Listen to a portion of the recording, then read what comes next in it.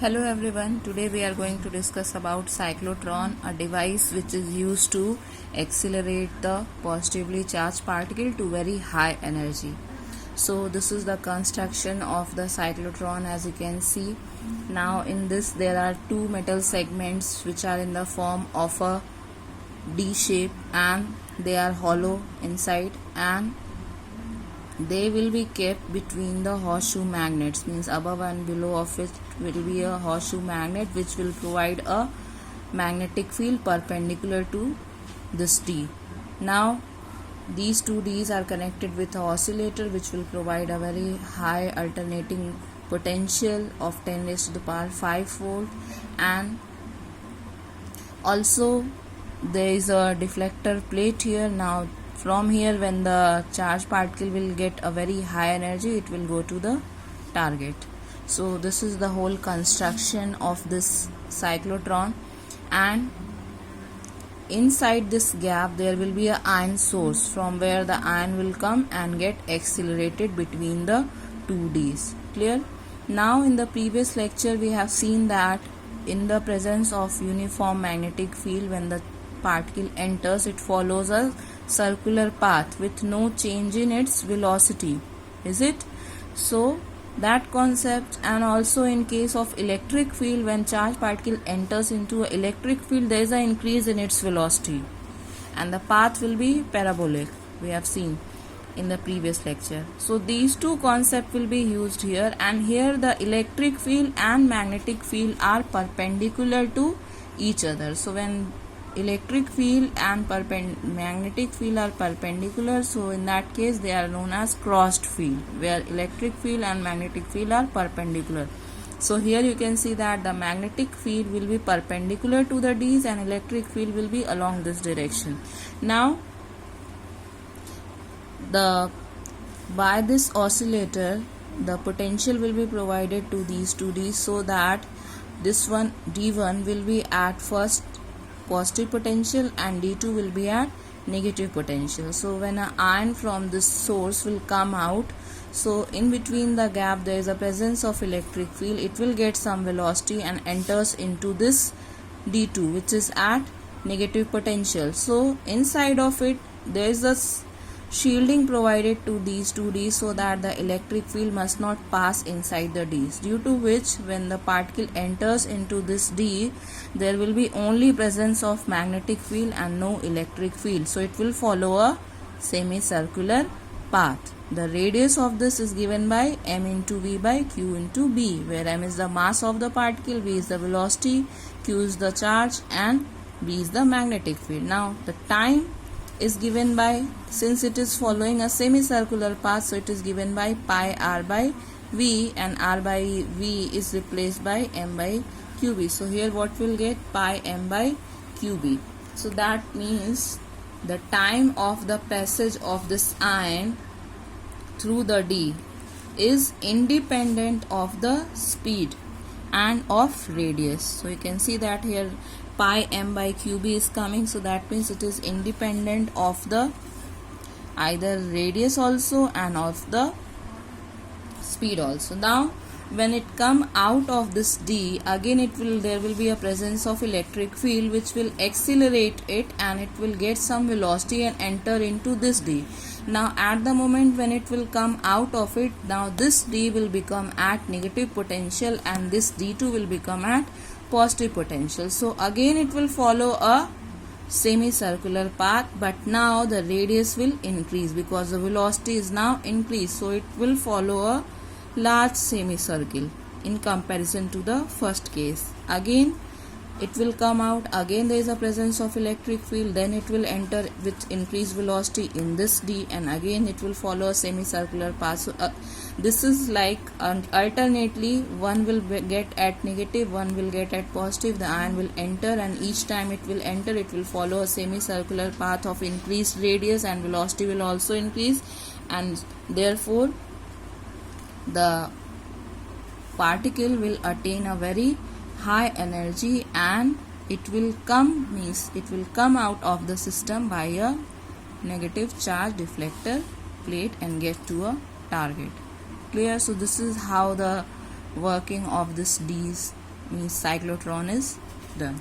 So I hope this is very clear, very easy what you have to explain in it, that the construction is very clear. 2 Ds are there, they are hollow from inside, there is electric shielding provided, in between there is the iron source, then a valve oscillator connected to give the alternating potential and the frequency, and then you have to explain that when it will enter first D, means this one will be kept at first negative and this will be kept at positive, because this is a positive charged particle, it will enter into the negative potential. So therefore D2 will be at negative potential, so first it will enter into this.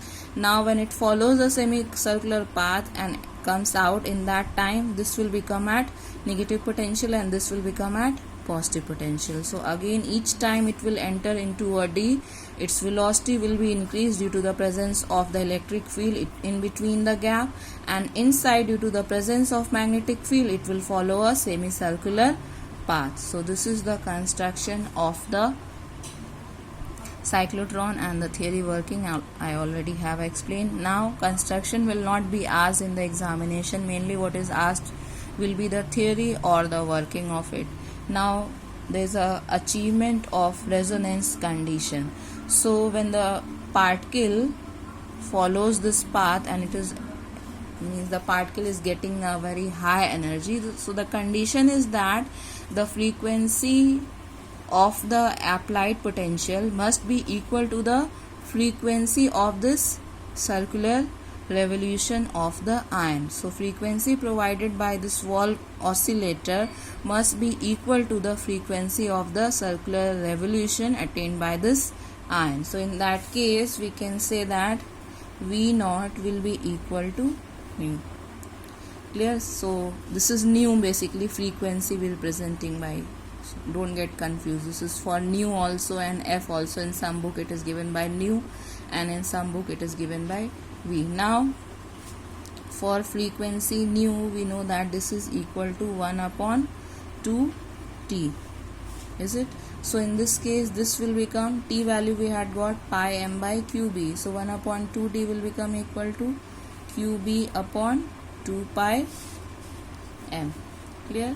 So the frequency of the electric oscillator, that means V0 will be provided by this oscillator and nu will be given by the circular revolution. When these two, this is the condition for resonance. So in this case the frequency nu naught of the electric oscillator is kept fixed and the magnetic field is varied until the above condition, means this condition will be satisfied. This is the only condition to be satisfied for the cyclotron proper working. Clear? Now what is the limitation? So the limitation of it is that the cyclotron cannot accelerate the particle which will have a velocity very high, that means equal to the velocity of light. Clear? So cyclotron can energize the particle, but the velocity, there is a limitation that it will give energy, a very high energy to the particle which will have a certain velocity. If the velocity is also very high, that is equal to the velocity of light, so it cannot accelerate such kind of particle. Why? Because in that case with the increase in velocity the mass will also increase, and the relation of this is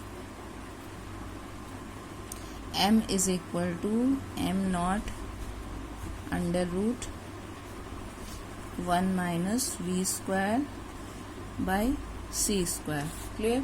So with this relation where m naught is the mass of the particle and c is the velocity of light, so with the increase in the velocity there is an increase in the mass of the particle. So because of that there will be no, when the mass will increase, so this is how we have fixed this resonance condition where the frequency of the oscillator becomes equal to the frequency of the circular revolution. Now when the mass will increase, so they will not in the coordination. So because of that, that is the limitation of it, that the cyclotron will energize the particle which will have a certain velocity, means up to a fixed velocity it can energize the particle. But if the particle will have a very large velocity, so that cannot be accelerated by this cyclotron. So this is the theory and the working and the explanation of this cyclotron. Go through the book, it's very easy, and write the construction theory and limitation in short from the book in your copy. And if you have any doubt, then you can ask me. Thank you.